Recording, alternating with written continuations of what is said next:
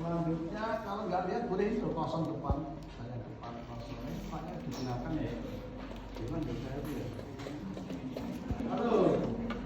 Berarti ada lihat yang biru ya, ini ada biru ada hitam. Biru ini yang kanan yang kita analisis. Terus setelah flat seperti ini, kemudian badan ngayun ke depan jadilah nanti ke stand.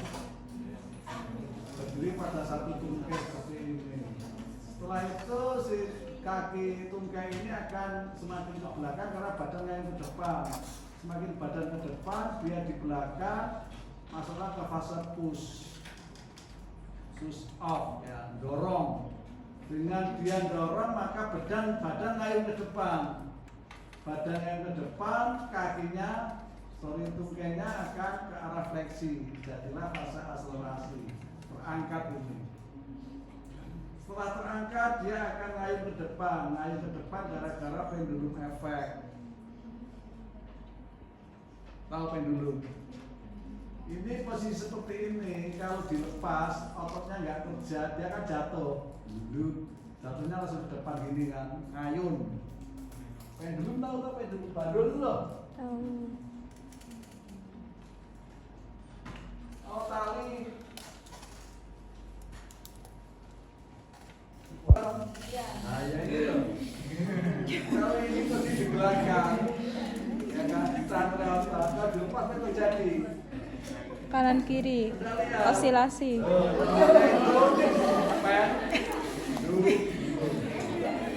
Jatuhnya tidak di posisi awal ya. Kemudian dia ke sini. Nanti baliknya di posisi awal lewat. Loh. Ini namanya pen. Kalau degan jatuh pecah gitu ya rapopo tak hijau nih, yang ini murah. Ini satu siklus, gambarnya kayak ini kira-kira. Ini menurut dulu prokes. Tapi basicnya yang akan kita pakai nanti kalau kita belajar pakai teri.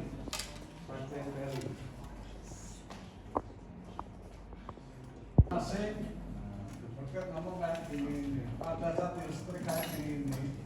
Pada lateral kita akan lihat dari lateral, maka kepala dan terang itu harus lurus seperti ini, vertikal. Nah ini lengannya nggak gambarin gitu. Kalau lengannya digambarkan jadi begini, depan sisi kanan di belakang. Kalau tungkai kanan mengalir yang di depan begini, jalannya ini sama. Anda nggak pernah berpikir itu. Aku yang lakukan ini podo, enggak, tidak ada beda, otomatis sama itu. Ini ada ayunan badan sebenarnya. Ayunan badan inilah yang membuat rotasi, dia akan rotasi ke depan. Tapi kecil, jangan bayangin grup itu enggak. Ini begitu nih, tes, nah ini ada rotasi. Ini banget rotasinya. Kalau tidak ada rotasi nanti tampak banget, jalannya kaku naik over.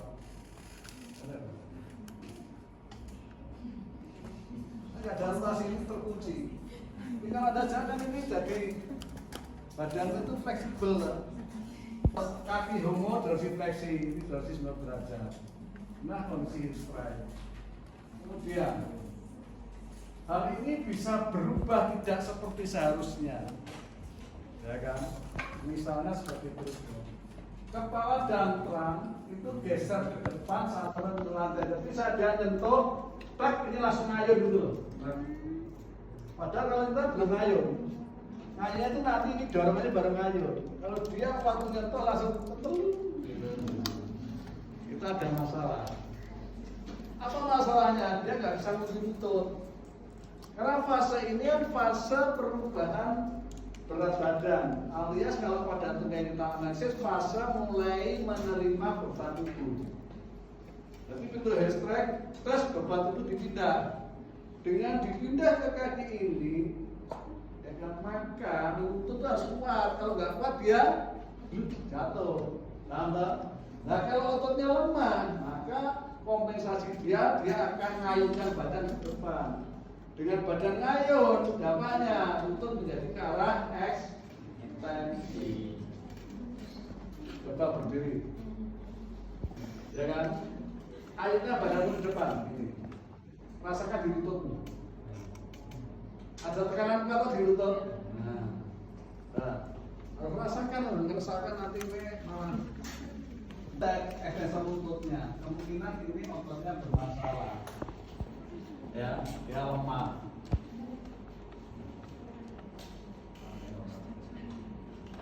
Yang kedua, pelvis berlebihan rotasi kita bisa berlebihan. Jadi kalau jalan jentit gitu ya. Ada itu kita lihat baru saya ini ada masalah dengan otot di extensor tulangnya. Jadi ini lemah, jika dia itu nggak bisa nahan. Karena kalau pelvis ke depan, kecenderungannya apa tuh? Badannya juga ke depan semuanya, sehingga dia menarik balik. Kita sudah bilang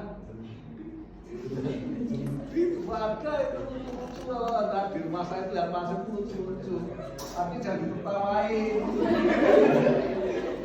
Ya, hipnya itu LGS-nya terbatas, sehingga dia nahan rotasinya, gitu ya. Rotasinya 15 gitu ya. Kemudian yang ketiga ini tertuju pada posisi ekstensi atau hiper. Nah ini sama, kelompok ekstensor lututnya itu yang bermasalah. Jadi jalannya akhirnya kaku gitu loh ini, kaku gitu. Nah dia takut black gitu, intinya gitu. Tapi kalau biasanya orang itu kalau terlalu lemah dia kalau jalan kan gini. Ada tak? Nah, kalau dia udah nggak kuat banget sehingga mau nggak mau dibantu dengan tangan sudah ngayunan, badan saja masih kalah. Sehingga kalau jalan kelihatan banget gitu. Banyak orang saya gini. Dia kan sudah ngayun masih kurang, harus ditahan dengan kaki nggak bisa straight, tapi langsung jalan langsung gini, olek, ini nggak ada heel straight, gara-gara dorsal flexornya lemah. Ya, biasanya pada kasus stroke itu nggak ada heel straight, dia kalau jalan langsung plek gitu, cuma bukan dorsal flexor lemah. Tadi kasusnya, kasus dia gara-gara plantar flexornya spastik, jika tarik ke plantar flexor, dampaknya dia kalau begini nanti nggak stroke, sehingga dia muter begini.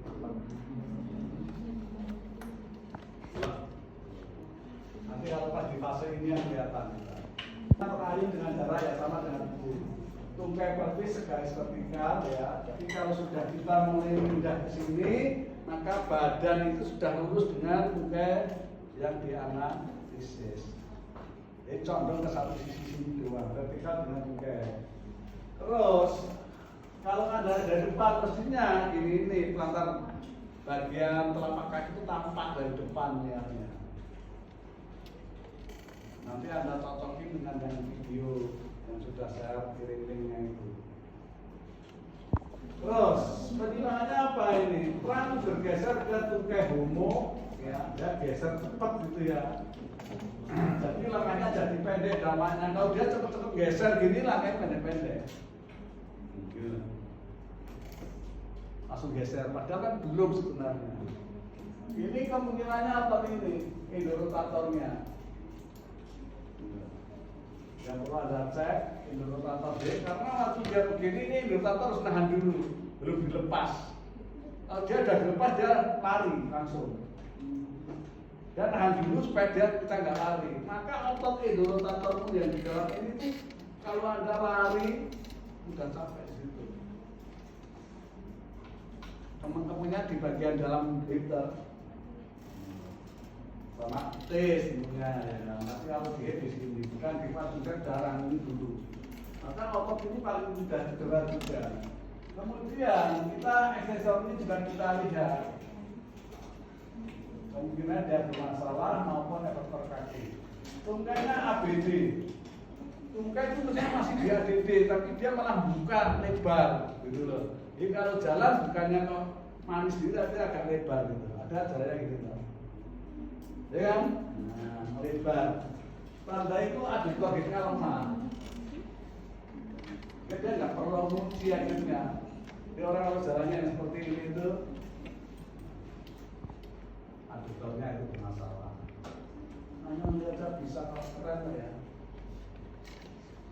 Kalau ini karena apa tadi dosa vektor juga. Yang kedua, hinge track ini kalau kita analisis apa yang terjadi, pada hip ada gerak fleksi, penggeraknya ekstensor, pekerjaannya eksentrik. Pada lutut itu lurus sehingga yang kerja ekstensor dia hanya ngunci saja maka isometrik. Kadang ada yang sedikit gerak, kalau sedikit gerak dia secara eksentrik. Tapi kebanyakan dia diam, kalau diam maka isometrik. Untuk ankle dorsifleksi, ya, tapi diam, maka dorsiflexion ini juga isometrik. Tapi ada pula yang dia ada tambahan dorsi, terutama yang kaki-kakinya panjang. Kalau tambahan dorsi maka dorsal itu konsentrik. Kan ada tuh orang yang tinggi kakinya panjang ukuran sepatu 45 gitu ya, sehingga dia harus nahan ke atas, kalau enggak kan nyaru. Kalau kakimu pokoknya 39 terakhirnya kan ini wanita dan juga flat, ini fase flat, dia hanya gerakan ini yang utama. Tadi ini posisinya lumpuh di tumit, sekarang lumpuhnya penuh dengan telapak kakinya. Dia hanya geraknya pelantar fleksi, hanya gitu aja. Di flat itu hipnya tetap ya, ekstensor, minyak ekstensor jadi semua eksentrik, nahan kuat, ngulur dikit, kemudian ankle-nya itu ke arah plantar flexi yang juga dorsal flexor secara eksentrik ya, karena ototnya dorsal, geraknya plantar. Berlawanan toh, kalau berlawanan mesti eksentrik. Gitu. Ditenani mudah. Kalau flexor mestinya geraknya fleksi, itu konsentrik. Kalau flexor geraknya ekstensi, eksentrik. Gak usah mikir, aku punya batik kakinya enggak.